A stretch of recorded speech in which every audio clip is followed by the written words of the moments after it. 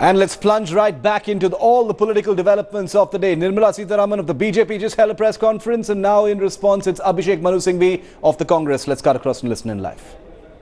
Friends, it is saddening and deeply regrettable that someone who got 4 terms as a member of parliament without fighting a single Lok Sabha election and also got important ministries, remained party spokesperson for over a decade, has chosen to unleash a diatribe which is entirely opportunistic and hypocritical, apart from being factually untrue.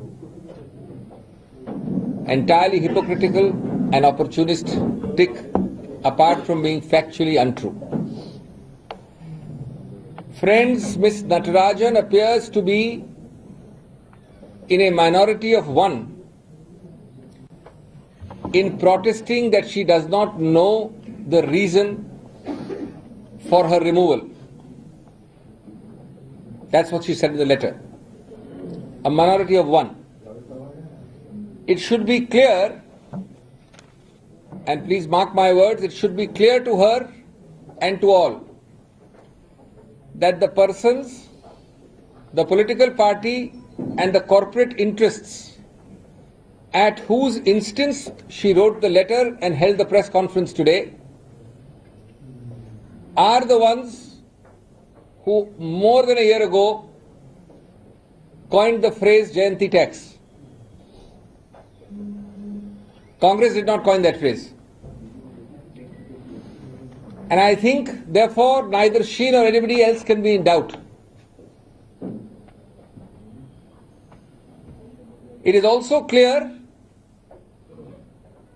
that the pressure exerted by the same persons who coined the phrase Jayanthi tax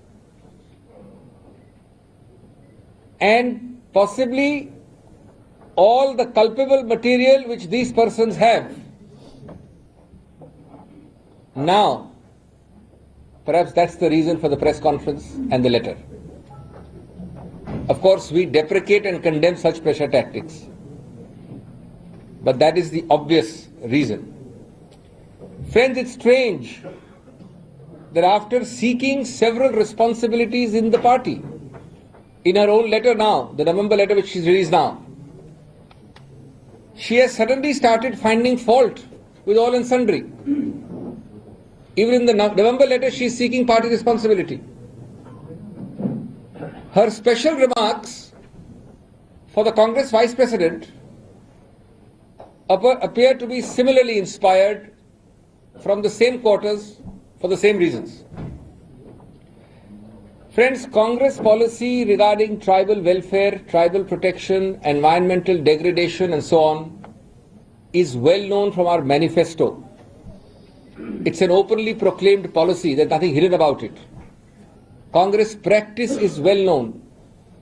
And Mr. Rahul Gandhi, when he visited Niyamgiri, well before Ms. Natarajan even became Environment Minister, made that famous statement that you, my friends in the tribal areas, have a votary and a supporter in Delhi, quote unquote. Now, if Ms. Natarajan, as the Environment Minister, acted broadly in conformity with the Congress manifesto or the UPA program, or if she acted as per Congress and UPA philosophy, which happens to be pro-poor and pro-deprived, then why is she using these words about the Congress Vice President? In fact, I would say that any Congress worker, any member of parliament, any MLA is entitled to bring to a minister's attention complaints from aggrieved quarters, and the minister should act in some way on them. I hope that Ms. Natarajan is not suggesting that she should have been directed to act as per BJP's corporate interests. I hope, we know very well today, a senior minister of the BJP, after and on the context of Ms. Natarajan's statement, has said that the pro-poor, pro-deprived policy of the Congress, quote unquote, is a sadistic economic policy. That's the way a senior minister is described. Now, perhaps Ms. Natarajan prefers to follow that policy. The pro-rich, the pro-corporate policy propounded by the present regime. And friends, it's very interesting. Not in the letter, but in today's press conference. Ms. Natarajan says, admits, and I quote unquote, today's press conference, that the Congress Vice President's office always directed that, quote unquote, environmental degradation, forest rights, tribal rights, and environmental protection be achieved. Now I wonder, unless she wants to follow the BJP's special corporate policy for special corporates, why is she objecting? Snoopgate, another complaint. As you all know, all of us from this podium, including myself today, we articulate Congress party policy. And if I don't want to, I don't like to, I should leave spokespersonship. There's nothing personal here about me or any spokesperson who speaks from this exalted podium, exalted because this represents a party, a philosophy, a thinking, a decision. Friends, from this podium,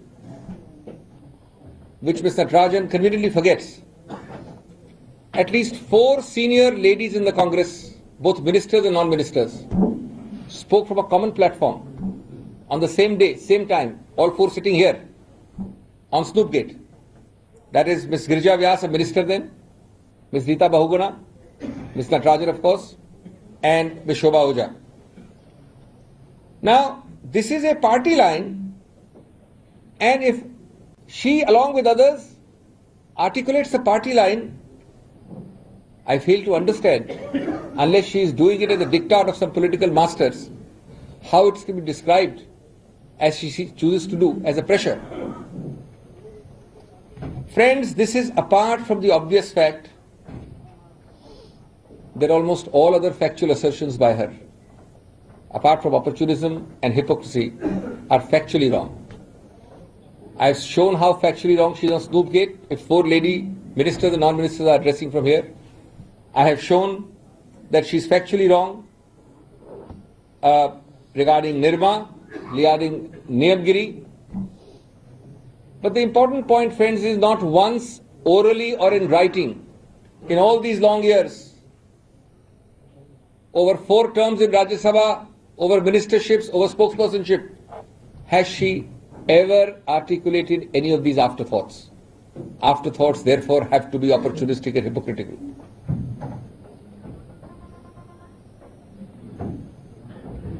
Unfortunately, I think this press conference and the letter is nothing more, nothing less than an image bachao abhiyan.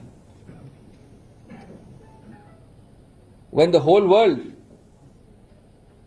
the press, perhaps the present political masters in coining that phrase Jayanthi tax, know of the serious allegations, pretended ignorance is of no use.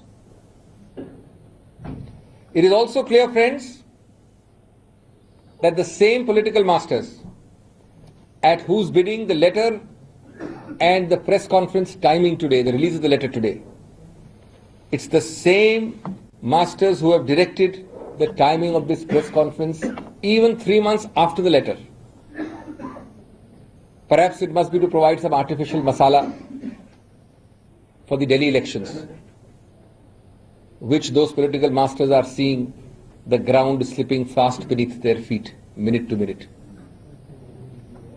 कोई भी कारण रहा हो, ये अत्यंत दुर्भाग्य की दुखद बात है कि एक ऐसा व्यक्ति जिसने 4 कार्यकाल सांसद के रूप में बिना एक लोकसभा चुनाव लड़े, कई महत्वपूर्ण मंत्रालय पार्टी के वरिष्ठ प्रवक्ता की हैसियत से 10 वर्षों से ज्यादा समय बिताया, उसने इस प्रकार की अवसरवादी और आडंबर से ओतप्रोत आरोप लगाए हैं।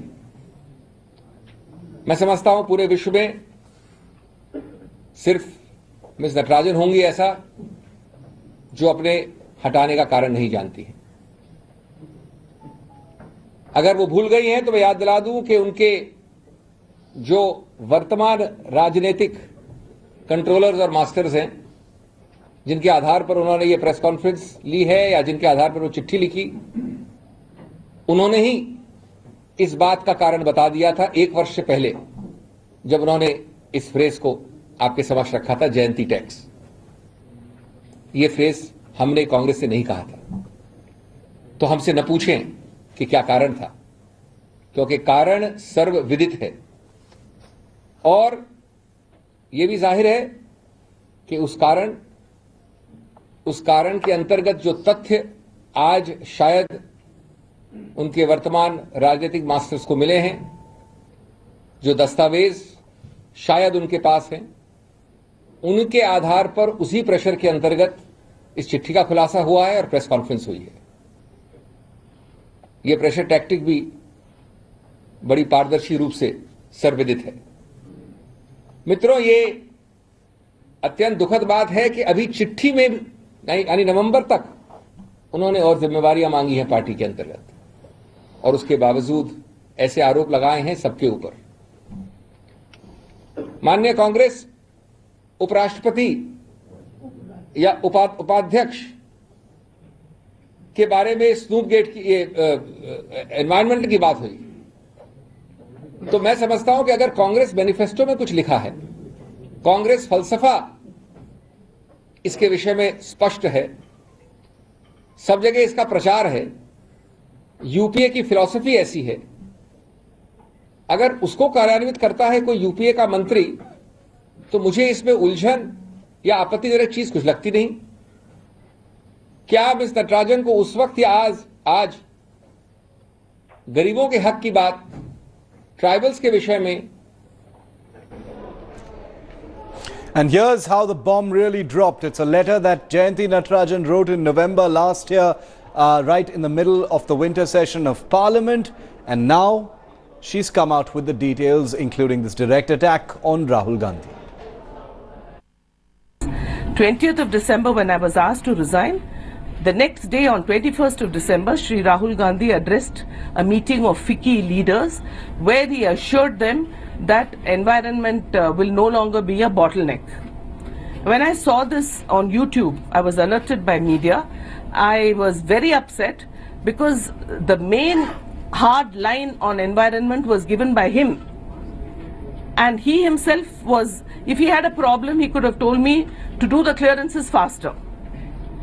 But he himself was asking me to go the day before he addresses FICCI. And the next day he is telling FICCI that environment clearances will now become much more easy. Whereas there was really no bottleneck, there was really no problem. Two important issues, Kasturi Rangan report, which I notified the day before I was sent home, and one particular file of Adani Group which was missing and found in a bathroom. The next day I was asked to resign. When I wrote an email to Shri Rahul Gandhi saying, very passionate, saying, I saw your speech in FICCI, I want to know why you did this. You have never said that I was holding up projects. Whatever I did because you asked me to do. I got a reply, and even a murderer has his day in court, is what I wrote to Shri Rahul Gandhi, to which he replied, I am a little busy right now and I will call you soon. But that appointment never materialized. I was unable to meet either him or Madam Gandhi. I immediately asked for an appointment with Congress President, but I was told she'll speak to me on the phone. I spoke to her on the phone and she said, yes, you are required for party work. Please follow Prime Minister's instructions. Next day in the media, it appeared, the same thing appeared, but I heard from friends in the Delhi media that Shri Rahul Gandhi's office was phoning up people and saying that this is not for party work at all, but she's just, they didn't give a reason. And after that, there was a continuous campaign of speculation, vilification, of defamation, wrong allegations against me, allegations of wrongdoing, nothing which has ever been brought to my notice. At the time I resigned, I have the letter here, I'll distribute it once again. I distributed it on that day also. Honorable Prime Minister wrote a letter praising me for the contribution as a member of the Council of Ministers. No wrongdoing was pointed out by anybody. Headlines today, Executive Editor Javed Ansari. For more on this, Javed, we've seen the Congress defend very ferociously against the very specific allegations that Jayanthi Natarajan has made. How do you see this actually playing out now, Javed? Look, it's a bit ironical that this is happening so many months after she was asked to leave government. The Congress reactions are on predictable lines. The Congress vigorously protesting Rahul Gandhi and Mrs. Gandhi's innocence on this matter against allegations of interference. Jayanthi Natarajan, on the other hand, trying to blame the Congress. But it's very interesting that the very party that coined that term Jayanthi tax today was the first to come out, and within minutes of Jayanthi Natarajan going public, Mr. Arun Jaitley had the media briefing, and he Javed, we're having a bit of an audio problem with that phone line. We're going to try and connect that and come right back to you to get more perspective on precisely how this free-for-all now between Jayanthi Natarajan and the party she's been part of for 30 years is expected to play out. Undoubtedly the big political story of the